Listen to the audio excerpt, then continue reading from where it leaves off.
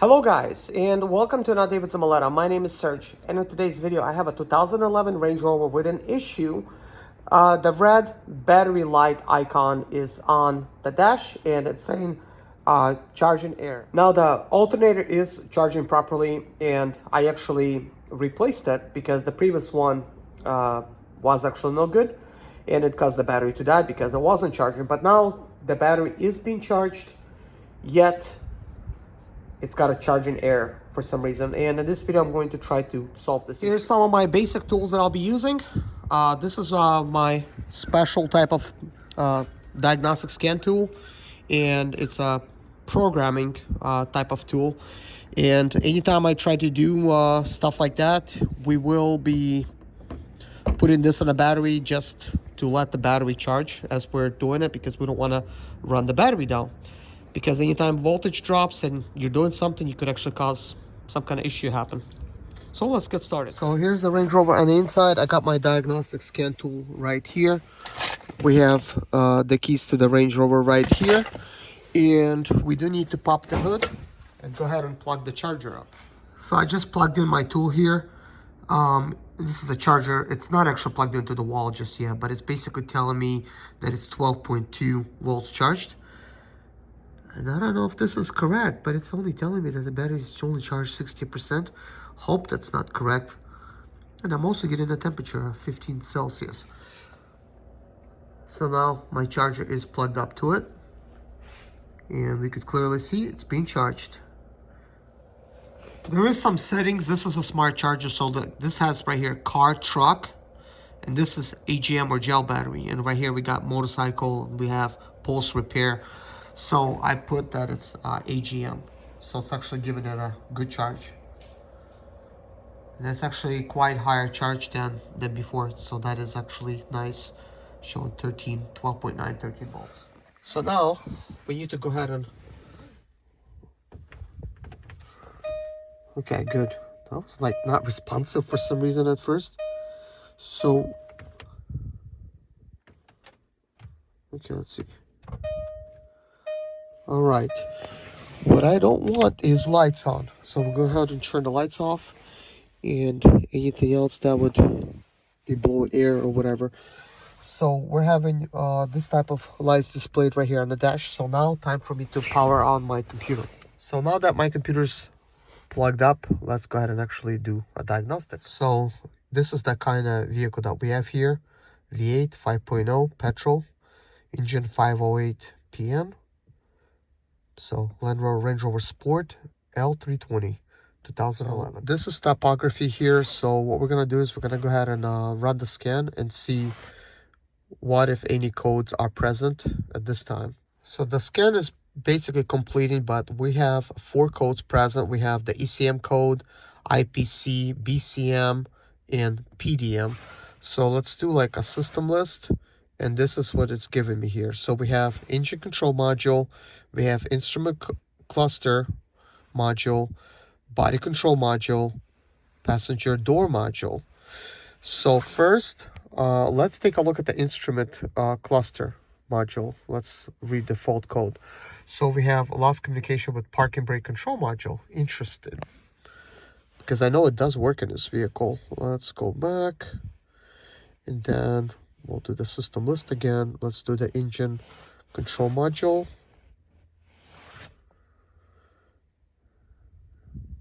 Generator control module. Interesting. Let's go back.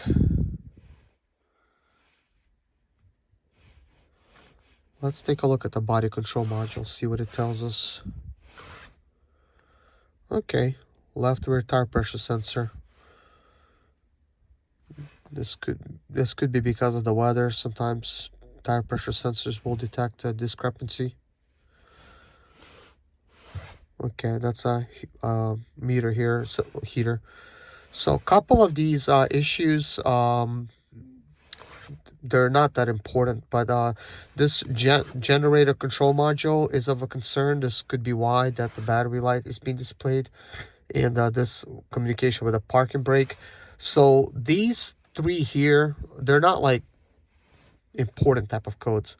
So this one we could do like a code search if I connect my vehicle to the internet. I mean, my computer to the internet. So I just gave my old self Wi-Fi. So let's do this code search here.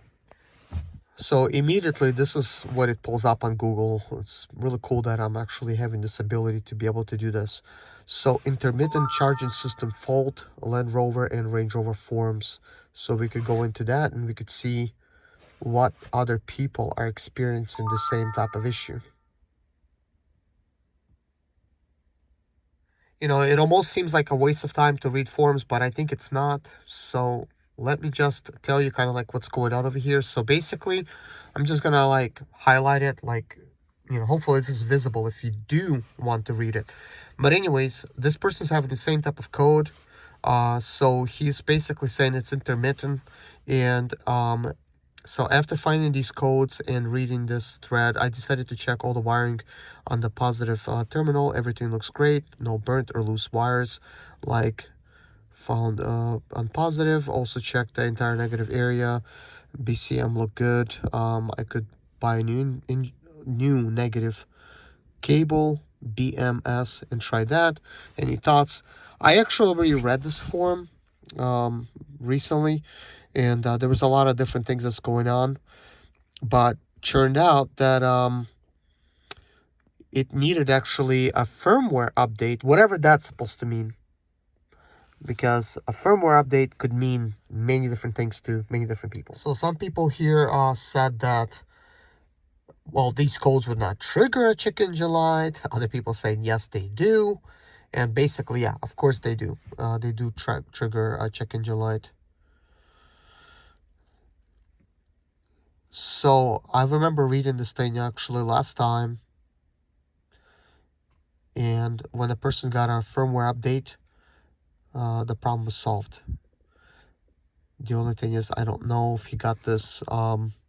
See, I don't get any dashboard lights other than battery low, start engine, text and dash screen. Okay. So I'm going to basically get to the meat and potatoes of this and tell you exactly what was wrong, because we don't want to really read the whole form at this point, because I already know what's going on. So apparently, you know, people are trying to find out like more information. And this person then replied saying that my Indy, whatever that means, said there was a software/firmware update for the ECU and the battery management control. That's literally all I know. So he replaced the alternator with the Denso, which is OEM alternator. So this one had a Denso, and we did put a Denso in here. It seems system fried the battery, which may be what's going on with yours. I think I clicked on an ad or something by accident. But anyways, so here's kind of like what I'm thinking, guys. We're going to go ahead and get out of this. And I do want to just go ahead and clear these codes first. Just going to clear them. Here's the thing, guys.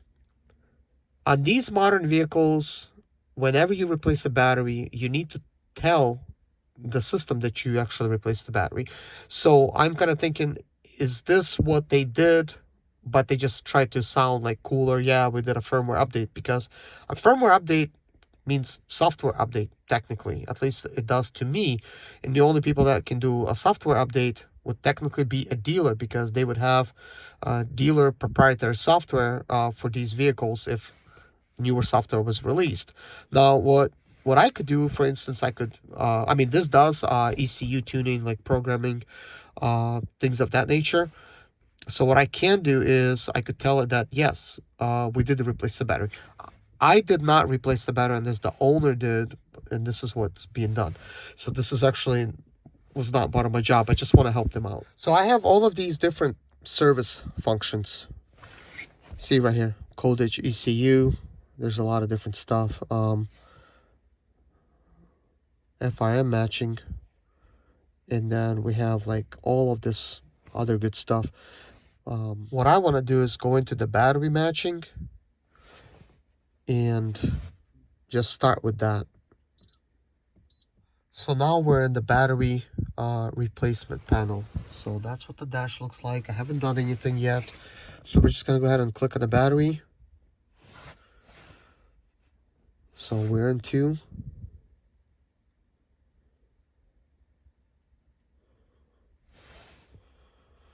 Okay.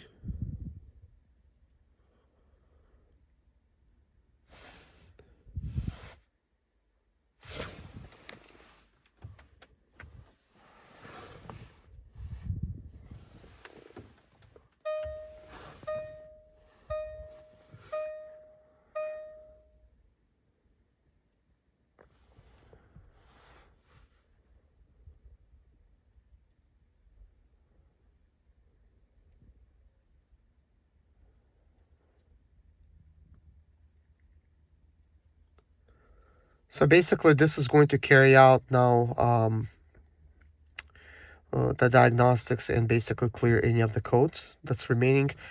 So I have, recorded only the main parts without really going through all the menus and stuff, like all the stuff that's completely unnecessary. But I already told her that we replaced the battery, and, so hopefully once this does this thing, we could just start the vehicle up, and then we're not going to see the battery light on the dash. That would be ideal.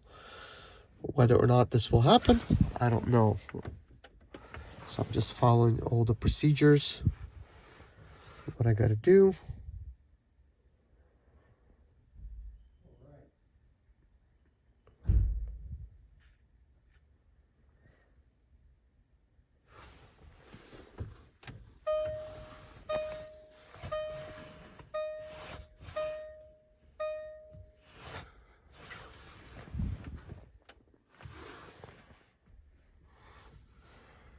Okay, so technically that's done. Let's now start it up.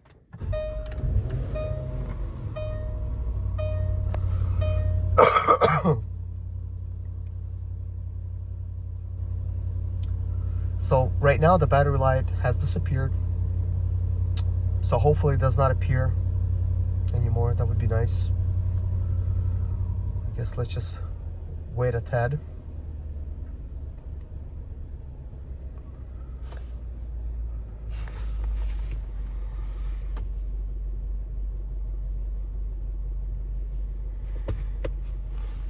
By now, the battery light should have showed back up if there was an issue. Let's just wait a little longer.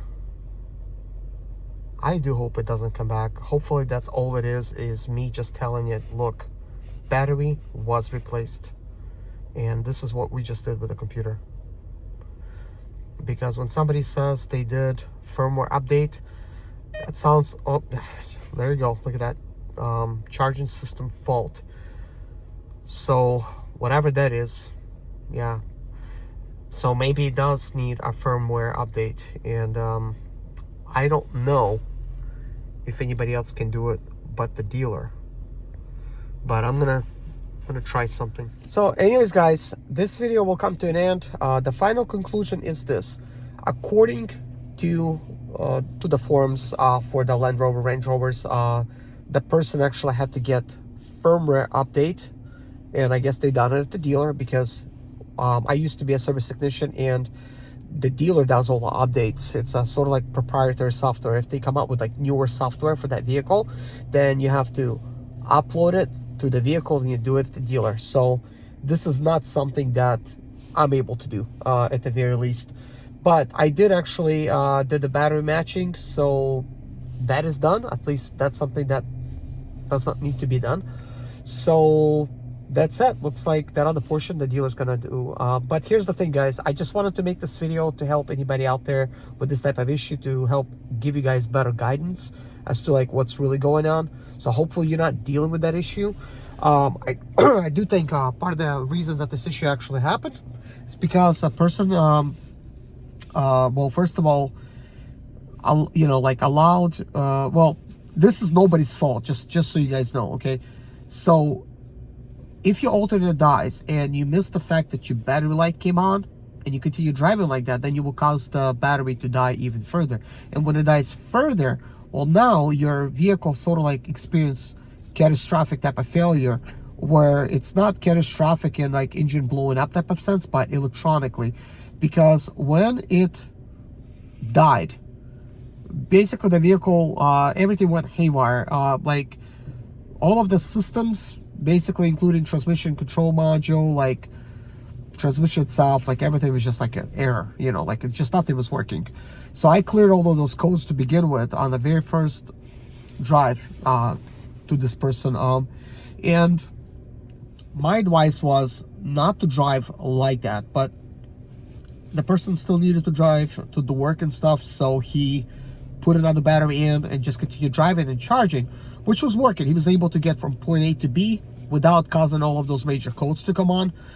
But the last time I was here and actually replaced the alternator, it does appear that at least at some point the battery got down so low that it caused a lot of codes to come back. And I actually made a video and I recorded all of the codes that was on in its vehicle's memory, and I made a note of that, and then I just cleared all of them to then rule out the possibility of what's really going on here. And then of course I've seen that one code that we talked about, and it has to do with alternator, basically well, the charging error type of code.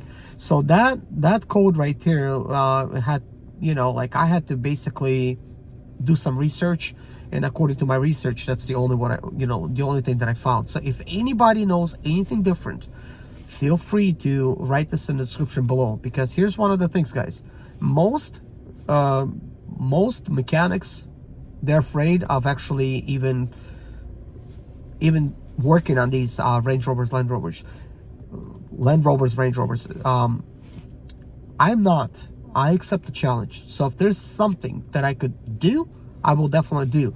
Even though I'm not somebody that replaced the battery, I still wanted to come out here and see what I could do, because this is a really good client of mine, and I want to make sure that I could help him out if I can by doing like at least battery matching. And he lives like 1 hour away from me, and I just drove down here to help him with that. So I did do battery matching, but there's only so much that I could do at this point. So I guess here's what we could say next. For this not to happen, just please make sure, if you ever see that battery light come on, okay, of course it could be charging error, but it also could mean that your battery is going dead because your alternator has stopped working. So then, you know, pull out a voltage meter, or just go to like a parts store and have them test your alternator and your battery, and you know, like, because that's free. Have them do that for you, and then, you know, you could find out from then on your battery's dead, or maybe your your alternator is bad, or maybe your battery. So at that point, you're gonna need to make a decision to go ahead and actually get the stuff done, because you just can't continue driving like that, because you're gonna cause more problems to happen. Because you just, anytime like voltage drops in these modern vehicles, sensors will go haywire, and sometimes something along the line will fail, and it cannot be recovered with a simple software update, because it may need to be replaced. And seriously, like, as much as your ECU will sometimes need to be replaced, because voltage drop caused it to have something fray out in the system, and that sucks.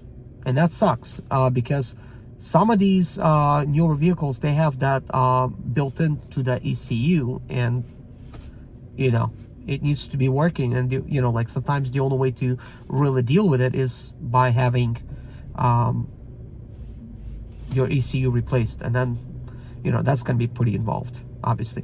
But anyways, guys, thank you so much for watching. Take care of yourself, and I'll see you guys in the next video. Bye bye.